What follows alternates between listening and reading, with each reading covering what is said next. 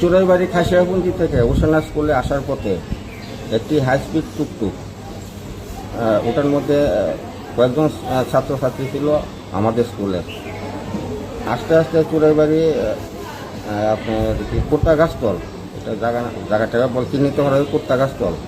এখানে আসার সময় হঠাৎ করে অটোর সামনে একটি কুকুর এসে পড়ে এবং তারপরে যে অটোর ড্রাইভার মানে সামাল দিতে না পেরে এটা উল্টে যায়। আহত গাড়ির মধ্যে 7 জন ছিল, 7 জনের মধ্যে সবাই অল্প বিস্তর আহত।